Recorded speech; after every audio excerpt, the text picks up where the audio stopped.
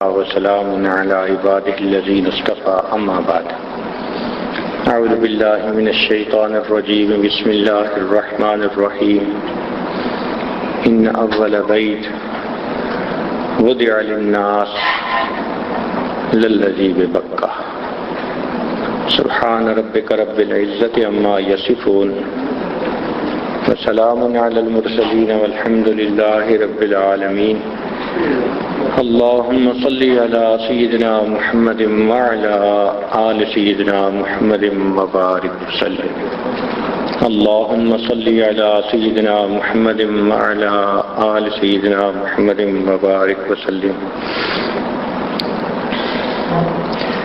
اللهم صل على سيدنا محمد وعلى آل سيدنا محمد وبارك وسلم ان اول بیت، بے شک وہ پہلا گھر، وضع للناس جو انسانوں کے لیے بنایا گیا، للذی ببکہ وہ بکہ تھا۔ بکہ بیت اللہ کا نام ہے اور مکہ شہر کا نام ہے۔ یہ سب سے پہلا گھر تھا۔ اس کا کیا مطلب؟ اس کا مطلب یہ کہ عبادت کی نیت سے بنایا جانے والا پہلا گھر۔ رہائش کے لیے تو پہلے بھی گھر بنائے لوگوں نے، لیکن جو سب سے پہلا گھر عبادت کی نیت سے بنا وہ کعبۃ اللہ تھا۔ حضرت آدم علیہ السلام نے اس کو تعمیر کیا، پھر اسی تعمیر پر یہ مکان بنتا چلا آیا۔ حضرت ابراہیم علیہ السلام نے بھی اسی تعمیر پر اس کو دوبارہ تعمیر کیا۔ پھر قریش مکہ نے نبی شام کی نبوت کے اظہار سے پہلے اس کو تعمیر کیا۔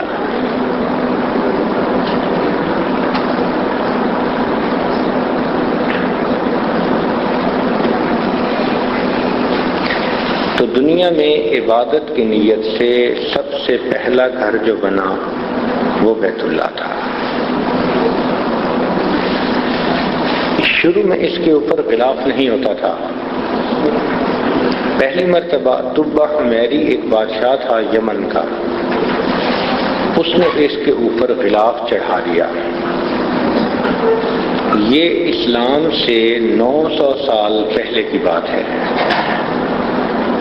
نبی اسلام کی تشریف آوری سے 900 سال پہلے طبہ حمیری نے اس پر پہلا غلاف چڑھایا اور یہ چلتا آیا۔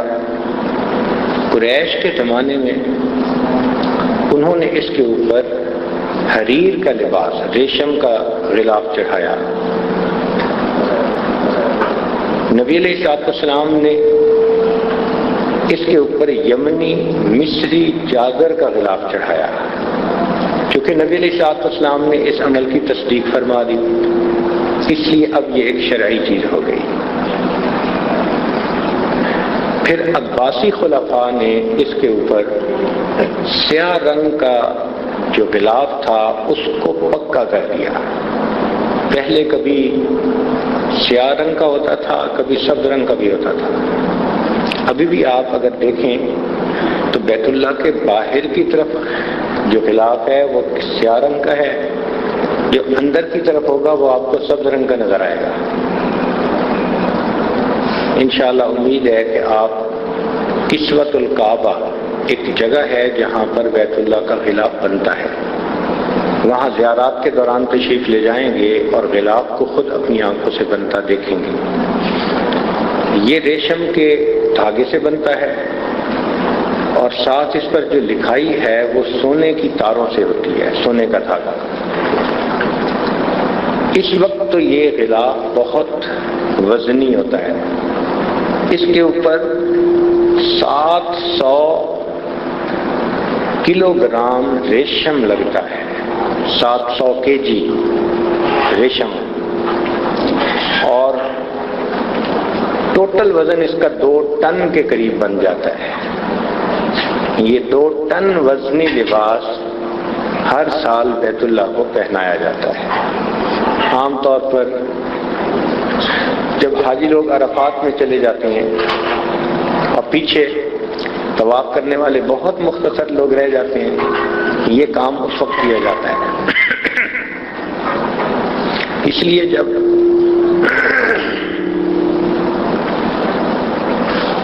طواف زیارت کے لیے واپس آتے ہیں تو بالکل نیا نیا غلاف سامنے نظر آتا ہے۔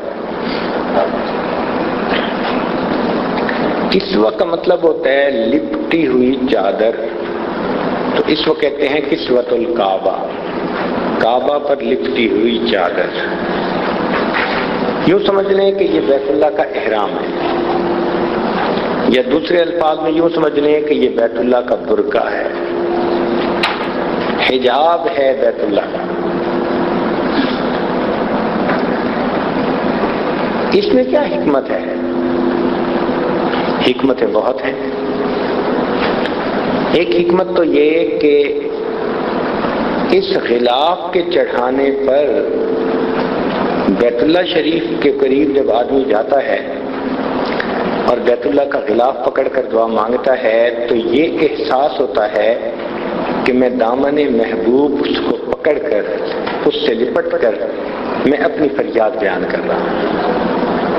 محبوب کے دامن کو پکڑ کے اپنی فریاد کہنا، اس سے انسان کی یکسوئی بہت جاتی ہے۔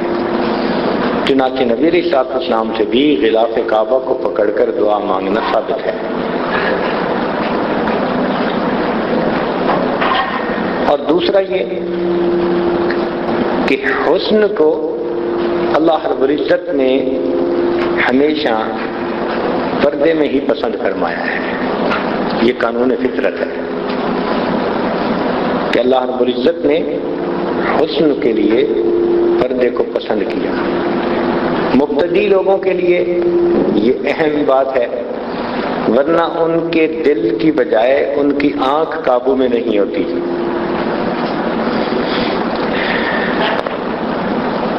یار لوگ جس محبت کے ساتھ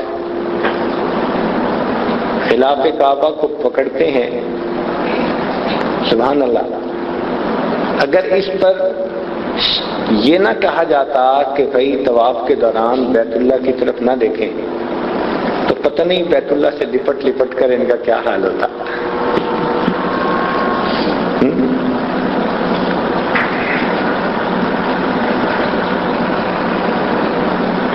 کمال جوش جنوں میں رہا میں گھر میں طواف، کمال جوش جنوں میں رہا میں گھر میں طواف، خدا کا شکر سلامت رہا حرم کا غلاف۔ یہ اللہ کا شکر ہے کہ حرم کا غلاف سلامت رہتا ہے، ورنہ تو دیوانے معلوم نہیں کیا کر ڈالتے۔ اس لیے اللہ رب العزت نے یہ ادب سکھا دیا کہ طواف کے دوران تم نے بیت اللہ کی طرف نہیں دیکھنا۔ تاہم جی چاہتا ہے کہ انسان غلاف کعبہ کو پکڑ کے دعا مانگے، اور پھر مانگتے ہیں، اور جب مانگتے ہیں تو پھر اس وقت آنسو اپنے قابو میں نہیں ہوتے۔ واقعی ایسا لگتا ہے جیسے محبوب کے دامن سے لپٹ کر انسان اپنی فریاد کہہ رہا ہے، اپنے دل کا سارا غم اپنے محبوب حقیقی کو بیان کر رہا ہے۔ تو نو نیاز کے لیے حجاب ہی اولا ہے کہ دل سے بڑھ کے ہے اس کی نگاہ بے قابو۔ کسی نے کہا حجاب اکثیر ہے آوارہ کوئے محبت کو، میری آتش کو بھڑکاتی ہے تیری دیر پیوندی۔ تو قریش کے زمانہ میں بھی یہ غلاف ہوتا تھا، بلکہ ایک روایت میں آتا ہے کہ نبی علیہ السلام ایک مرتبہ رات کے وقت حجر اسود اور رکن یمانی کے درمیان والی سمت پر کھڑے قرآن مجید پڑھ رہے تھے۔ عمر بن خطاب نانو حرم میں آ گئے، ان کے دل میں خیال آیا کہ یہ شخص کیا پڑھتا ہے۔ چنانچہ وہ ایک طرف سے غلاف کعبہ کے اندر چلے گئے اور آہستہ آہستہ اندر چلتے چلتے وہ اسی سائڈ پر پہنچ گئے جہاں نبی علیہ السلام بیت اللہ کے قریب کھڑے قرآن کی تلاوت فرما رہے تھے۔ چنانچہ نبی علیہ الصلوۃ والسلام سورت پڑھ رہے تھے جس میں کافیہ، حسابیہ، رازیہ، کتابیہ یہ الفاظ تھے۔ جب انہوں نے یہ الفاظ سنے تو وہ سوچنے لگے یہ تو کسی شاعر کا قول پڑھ رہے ہیں۔ تو انہوں نے یہ سنا، سوچا کہ یہ کسی شاعر کا قول پڑھ رہے ہیں، کلام پڑھ رہے ہیں، تو قرآن مجید کی آیت کی تلاوت ہوئی وما هو بقول شاعر، یہ کسی شاعر کا کلام نہیں ہے۔ تو انہوں نے دل میں سوچا کہ یہ کسی کاہن کا کلام ہوگا، تو نبی علیہ السلام نے فوراً آیت پڑھی وما بقول کاہن، کسی کاہن کا بھی کلام نہیں ہے۔ تو عمر رضی اللہ عنہ گھبرا گئے کہ ادھر میرے دل میں خیال آتا ہے اور ادھر وہی الفاظ ان کی زبان سے، تو یہ کلام تو کوئی اہم بات ہے۔ چنانچہ وہ غلاف کے پیچھے سے نکل کر اپنے گھر کو چلے گئے، مگر سوچتے گئے۔ یہ وہ دن تھا، یعنی یہ وہ رات تھی جس سے اگلے دن قریش مکہ نے ان کو بھیجا کہ جاؤ جا کر مسلمانوں کے پیغمبر اسلام کا کام تمام کراؤ، اور یہ تلوار لے کے نکلے تھے۔ جب تلوار لے کے نکلے تو حضرت سعید رضی اللہ عنہ سے ملاقات ہوئی۔ انہوں نے پوچھا کہاں کا ارادہ ہے؟ کہنے لگے میں جا رہا ہوں، قصہ ختم کر رہا ہوں، نہ رہے بانس نہ بجے بنسری۔ ان کا جاؤ اپنی بہن کا ذرا پتہ تو کرو، وہ مسلمان ہو چکی۔ تو یہ بہن کے گھر آ گئے۔ پھر انہوں نے اپنے بہنوئی کو کہا کہ تم مسلمان ہو گئے؟ انہوں نے جواب میں کہا کہ اگر اسلام حق اور سچ ہے تو سچ کو قبول کرنے میں کیا پرابلم ہے؟ یہ اپنے بہنوئی کو مارنے لگ گئے۔ بہن بچانے کے لیے آئی تو انہوں نے بہن کے بھی تھپڑ لگایا، تو بہن بھی گر پڑی، پھر کھڑی ہوئی، وہ بھی آخر من خطاب کی بہن تھی۔ تو بہن نے پھر وہ تاریخی جملہ کہا، اس نے کہا عمر جس ماں کا دودھ تو نے پیا ہے اسی ماں کا دودھ میں نے پیا ہے۔ جسم سے جان تو نکال سکتا ہے، ایمان جسم سے نہیں نکال سکتا۔ یہ الفاظ تھے کہ جب بجلی بن کر گرے، اب خیال تو پہلے سے تھا کہ یہ کوئی خاص کلام ہے، تو یہ اپنی بہن سے کہنے لگے کہ اچھا مجھے بھی سناؤ تم کیا پڑھ رہے تھے۔ اس نے کہا تو پاک نہیں ہے، پہلے غسل کر پاک ہو پھر اس کلام کو سن سکے گا۔ چنانچہ انہوں نے غسل کیا، پھر پوچھا کہ وہ کلام سناؤ، تو اس پر اس صحابی نے وہ کلام سنایا طٰہ ما انزلنا علیک القرآن لتشقى الا تذکرۃ لمن یخشی۔ پھر سنتے سنتے جب اس آیت پر پہنچے اننی انا اللہ لا الہ الا انا فاعبدنی واقم الصلاۃ لذکری، اللہ نے دل کے تالے کھول دیے۔ کہنے لگے اچھا مجھے بھی کلمہ پڑھاؤ، میں بھی مسلمان بنتا ہوں۔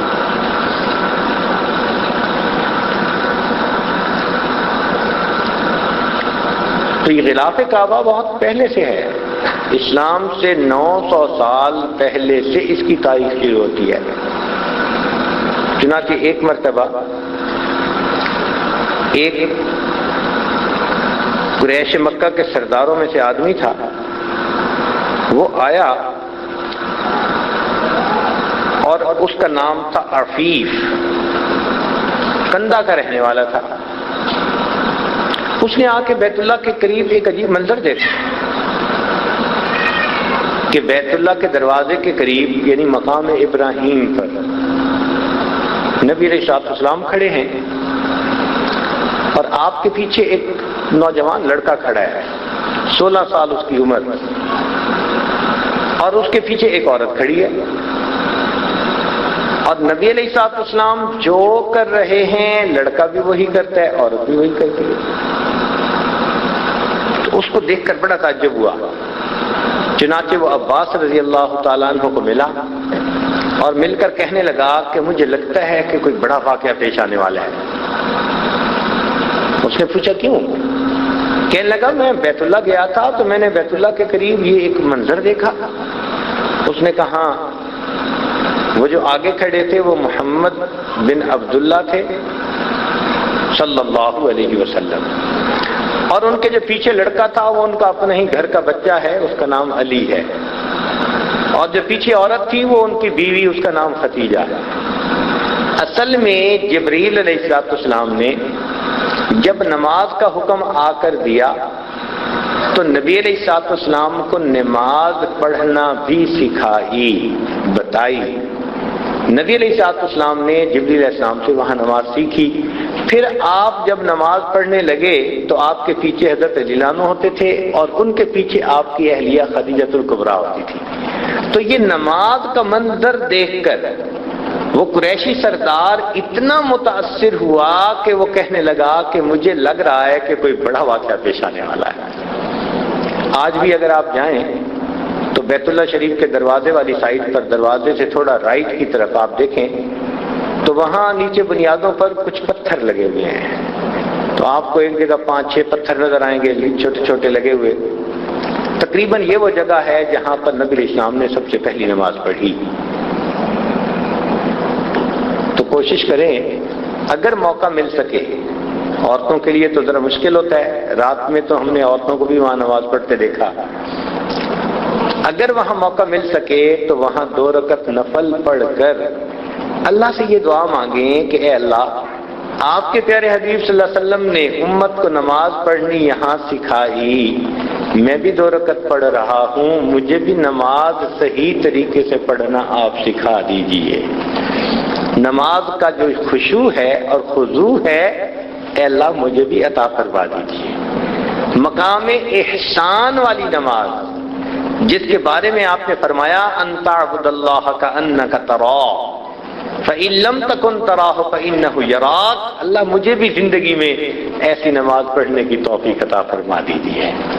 تو اسی جگہ پر جب آپ جا کر دعا مانگیں گے تو نسبت تو بڑی چیز ہے نا، نسبت سے تو عزتیں ملتی ہیں، نسبت سے تو نعمت جلدی ملتی ہے۔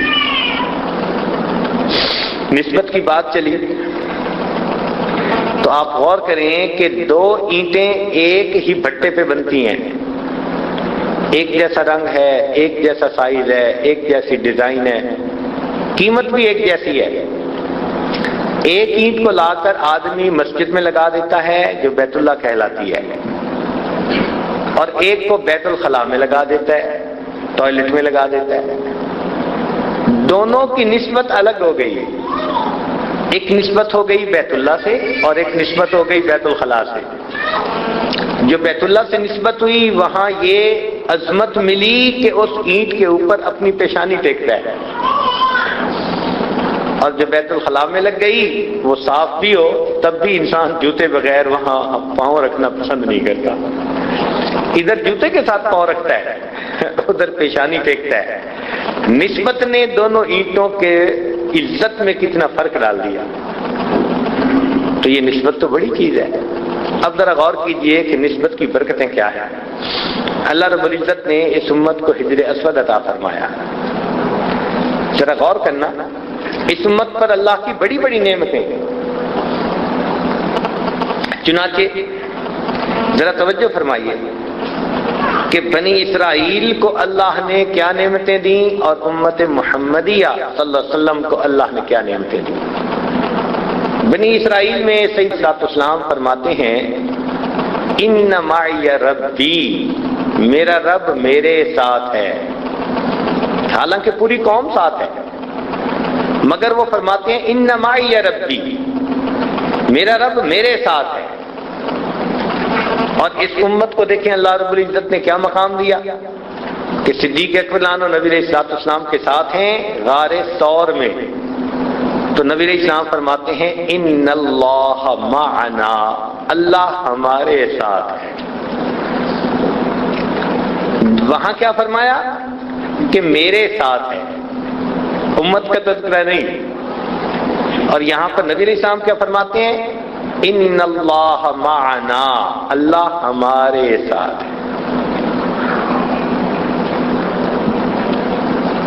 دوسرا علمی نکتہ، حضرت یعقوب علیہ السلام حضرت یوسف علیہ السلام کے خواب سنانے پر ان کو فرماتے ہیں کہ یہ خواب اپنے بھائیوں کو نہ بتانا، کہیں تمہارے خلاف کوئی تدبیر نہ کریں، انسانی فطرت ہے۔ اور پھر اس کے بعد فرماتے ہیں وَكَذَلِكَ يَجْتَبِيكَ رَبُّكَ، اور ایسے تیرا رب تجھے اپنے لیے خاص کر لے گا، یعنی ان کو ایک ایسا صیغہ استعمال کیا کہ کر لے گا۔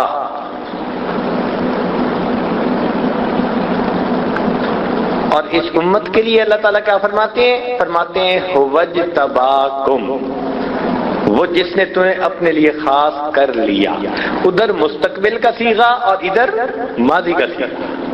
سبحان اللہ، جو علم کے ساتھ ذوق رکھنے والے ہیں وہ اس فرق کو محسوس کریں گے کہ اللہ رب العزت کے اس امت پر کتنا احسان کہ وہاں ایک نبی کے بارے میں ایک نبی فرما رہے ہیں کذالک یجتبیک ربک، اللہ اکبر، اور یہاں پر اللہ پوری امت کے بارے میں فرماتے ہیں وَاجْتَبَاكُمْ، وہ ذات جس نے تمہیں اپنے لیے پسند کر لیا۔ امت محمدیہ پر اللہ رب العزت کی یہ رحمت ہے۔ چنانچہ اور اس طرح کے کئی نکات ہیں، لیکن to cut the story short, اصل مقصد کی طرف آئیں کہ بنی اسرائیل پر اللہ تعالیٰ نے آسمان سے مائدہ نازل کیا، کھانا۔ امت نے کہا اور عیسیٰ علیہ السلام نے دعا مانگی، ربنا انزل علینا مائدۃ من السماء، ہمارے لیے آسمان سے مائدہ اتار دیجئے۔ یہ جو مائدہ کا لفظ ہے نا، یہ کھانے کے لیے استعمال ہوتا ہے، اور ہمارے پنجابی زبان میں بھی یہی لفظ استعمال ہوتا ہے، ہم اسے میدا کہتے ہیں۔ وہ جو آٹا ہوتا ہے نا، آٹے میں سے ریفائنڈ آٹا نکال لو تو اس کو کہتے ہیں میدا، وہ بھی کھانے کی چیز ہے۔ بنیادی طور پہ یہ قرآنی لفظ ہے جو ہماری زبان کے اندر آ گیا۔ تو اللہ تعالیٰ نے بنی اسرائیل کو مائدہ، کھانے کی چیز عطا فرمائی، آسمان سے نازل فرمائی امت کے لیے۔ اس امت کو اس پر بڑا ناز کہ جی ہمیں اللہ تعالیٰ نے آسمان سے چیز نازل عطا کر دی۔ اللہ تعالیٰ نے امت محمدیہ کے لیے آسمان سے حجر اسود کو اتارا۔ ذرا توجہ فرمائی، اسود کو اتارا اور اس حجر اسود کو بیت اللہ کے کونے پہ لگوا دیا۔ اب وہ کھانے پر ناز کرتے ہیں جو کچھ عرصہ کے لیے کچھ لوگوں کو ملا، اللہ نے امت کے سب لوگوں کے لیے اور ہمیشہ کے لیے ایک نعمت اتار دی۔ چنانچہ نبی علیہ السلام تشریف لائے، آپ نے حجر اسود کو بوسہ دیا۔ اب بوسے سے نسبت مل گئی، آسمان سے اتری ہوئی چیز تھی، محبوب کے بوسے نے اس پر نورن علی نور کا کام کر دیا۔ چنانچہ آج پوری امت اس بوسے کی یاد تازہ کرتی ہے، حجر اسود کو بوسہ دیتی ہے۔ عمر رضی اللہ تعالیٰ عنہ بھی حجر اسود کو بوسہ دیتے ہیں اور بوسہ دے کر کہتے ہیں تیرے بوسے کو ہم دیتے ہیں بوسہ حجر اسود پر، کہ اللہ کے پیارے حبیب صلی اللہ علیہ وسلم آپ نے جو بوسہ دیا تھا نا، اس بوسے کو ہم بوسہ دے رہے ہیں۔ تیرے بوسے کو ہم دیتے ہیں بوسہ حجر اسود پر، وگرنہ کام کیا تھا ہم مسلمانوں کو پتھر سے، ہم مسلمانوں کو پتھر سے کیا کام تھا، ہم پتھر کے پوجنے والے نہیں ہیں، ہم تو تیرے بوسے کو بوسہ دیتے ہیں۔ نبی علیہ السلام نے بوسہ دیا۔ آج بھی دیکھو امت اس حجر اسود کو بوسہ دینے کے لیے کیسے تڑپ رہی ہوتی ہے۔ جائیں تو وہاں لوگوں کا جذب دیکھیں، جنون دیکھیں، دیوانہ وار جیسے لوگ ہوتے ہیں نا ایسے، اور مرد تو مرد، عورتوں کا بھی حال وہی، حجر اسود کو بوسہ دینے کے لیے دیوانے۔ اللہ اکبر۔ تو بوسے کی نسبت سے اللہ نے اس کی شان بڑھا دی۔ اب ذرا غور کیجئے گا، حدیث پاک میں آتا ہے کہ حجر اسود یمین اللہ فی الارض۔ اکرمہ رضی اللہ تعالیٰ عنہ روایت فرماتے ہیں، کہتے ہیں کہ یہ حجر اسود دنیا میں اللہ رب العزت کا داہنا ہاتھ ہے۔ اور اس پر پھر محدثین نے لکھا کہ روایت میں آیا ہے کہ جس شخص کو نبی علیہ السلام کا زمانہ نہ مل سکا، اگر اس نے آ کر بیت اللہ کے اس پتھر کو، حجر اسود کو بوسہ دے لیا تو بوسہ دینے سے اس کو اللہ سے اور نبی علیہ السلام کے ہاتھوں پر بیعت کرنے کی سعادت حاصل ہوئی۔ اللہ اکبر کبیرہ، یہ اتنا بڑا کام ہے، اتنا بڑا عمل ہے جی، کہ جس نے نبی علیہ السلام کا زمانہ نہیں پایا اور اس نے حجر اسود کو چھو لیا، بوسہ دے لیا، اس نے گویا اللہ رب العزت اور حضور اکرم صلی اللہ علیہ وسلم کے ہاتھ پر بیعت کر لی۔ آج کسی کام کو محفوظ کرنا ہوتا ہے نا تو پھر ویڈیو کیمرے کے سامنے لاتے ہیں۔ آپ دیکھیں امیگریشن سے نکلتے ہیں نا تو پاسپورٹ چیک کرتے ہوئے کہتے ہیں ذرا کیمرے کے سامنے آئے، اس کو محفوظ کرتے ہیں۔ اسی طرح حجر اسود انسان کے قلبی احوال، کیفیات کو محفوظ کر لیتا ہے۔ چنانچہ جب فتح مکہ ہوا تو نبی علیہ السلام کے ہاتھ پر 2000 لوگوں نے ایک دن میں بیعت کی، 2000 لوگوں نے۔ حدیث مبارکہ میں آتا ہے کہ نبی علیہ السلام اس کونے پر بیٹھے جہاں حجر اسود ہے اور پوری قوم بالکل حجر اسود کے سامنے تھی اور یہیں بیٹھ کر نبی علیہ السلام نے ان سے بیعت لی۔ تو اگر ان لوگوں نے اسی جگہ بیٹھ کر نبی علیہ السلام سے بیعت لی تو ایسا بھی تو ہو سکتا ہے نا کہ ہم بھی حجر اسود والی لائن کے اوپر 2 رکعت نفل پڑھ کے اللہ سے توبہ کی دعا مانگیں، اے میرے اللہ تیرے محبوب کے ہاتھوں پر ایک وقت قریش نے آ کر توبہ کی تھی، میں اس امت کا ایک گناہ گار بندہ آج ایسے وقت میں پہنچا کہ تیرے محبوب دنیا میں نہیں، میں اسی جگہ آ کر بیٹھا ہوں، اسی ویڈیو کیمرے کے سامنے جس کو حجر اسود آپ کہتے ہیں، جو آپ کی رحمت کا دایاں ہاتھ ہے، اور اے اللہ میں بھی یہاں بیٹھ کر آج سچے دل سے توبہ کر رہا ہوں، اللہ آپ بھی میری اس توبہ کو قبول فرما لیجیے۔ یقیناً اللہ کی طرف سے رحمت ہوگی اور اللہ رب العزت توبہ کو قبول فرمائے گا۔ یہ جو عمرے کے زائد دن ہیں نا، یہ انہی کاموں کے لیے ہیں۔ ہم ایسی ایسی جگہوں پر بیٹھیں اور بیٹھ کر ہم اللہ سے دعائیں مانگیں۔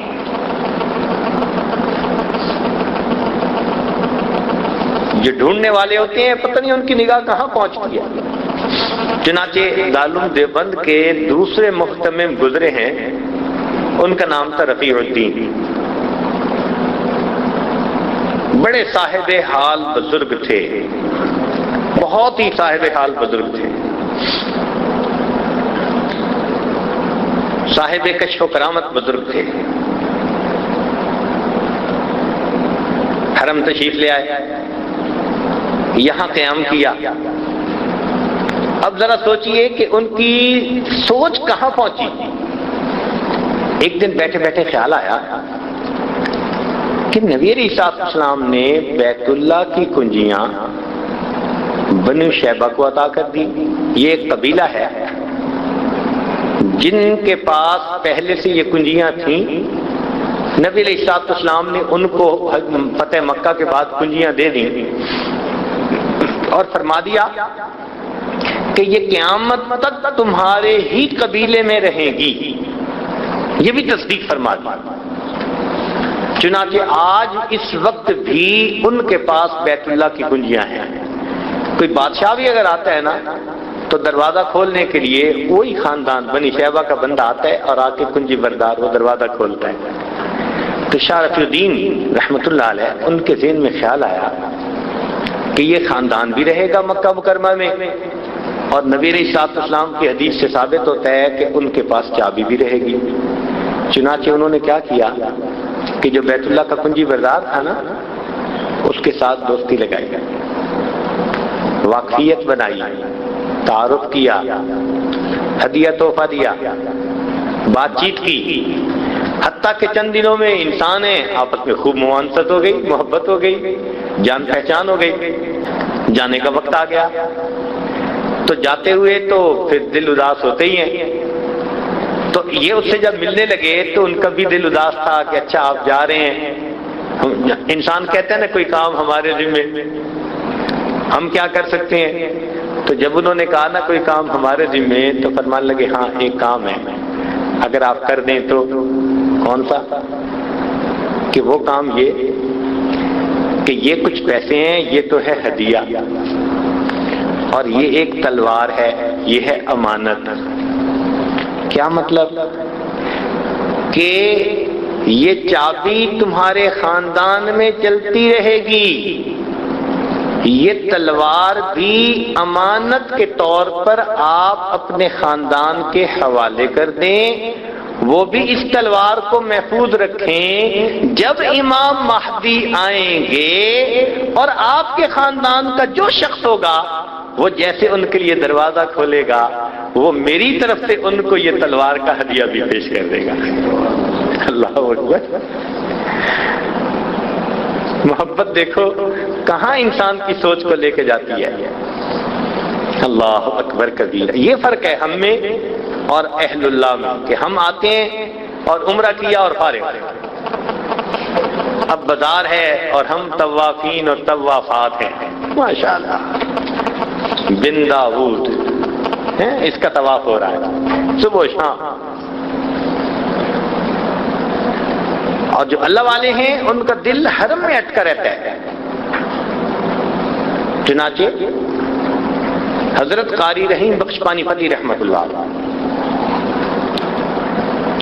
فرماتے ہیں کہ میں حرم گیا، عمرے کے لیے تشریف لائے۔ فرماتے ہیں حرم میں میں جتنے دن رہا، حرم میں میں جتنے دن رہا، میں نے ہر نماز پہلی صف میں امام کے پیچھے تکبیر اولیٰ کے ساتھ ادا کی۔ اب یہ بات ہماری سمجھ سے بالا تر، ہم تو ایک نماز بھی پہلی صف میں پڑھ لیں تو بڑی ہمت، اور پہلی صف کیا؟ امام کے پیچھے، اور پھر تکبیر اولیٰ کے ساتھ۔ مجھے تو لگتا ہے وہ بیٹھے ہی وہیں رہتے ہوں گے، عشاء اور فجر کے درمیان باہر نکلتے ہوں گے اگر کوئی ضرورت ہوگی تو، ورنہ تو مسجد میں رہتے ہوں گے۔ جی ہاں، ایسے وقت گزارا۔ چنانچہ علامہ زمخشری رحمت اللہ علیہ، جنہوں نے تفسیر کشاف لکھی،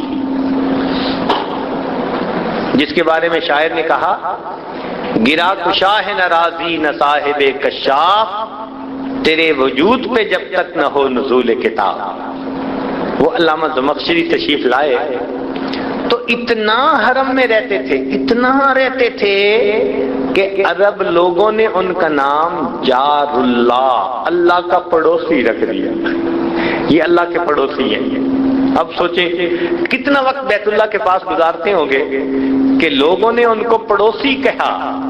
یہ کوئی معمولی بات تو نہیں ہے نا۔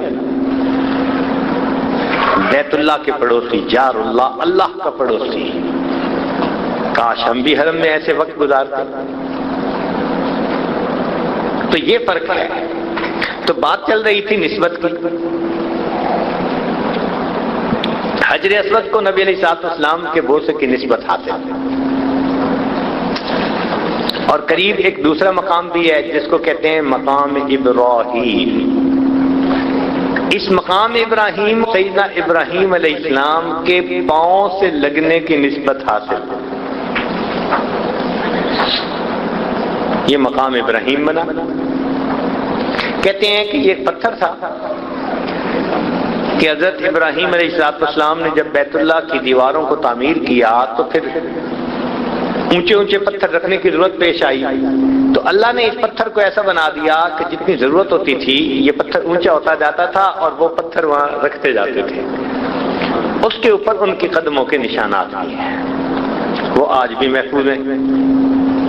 چنانچہ یہ پتھر جو مقام ابراہیم کا ہے، یہ پہلے لوز ایسے ہی پڑا ہوتا تھا، لیکن ہوا کیا کہ عمر فاروق رضی اللہ عنہ کے زمانے میں 17 ہجری میں بارشوں کا بہت سیلاب آیا، اور اس سیلاب میں یہ پتھر بھی اپنی جگہ سے ہل کر کہیں اور چلا گیا۔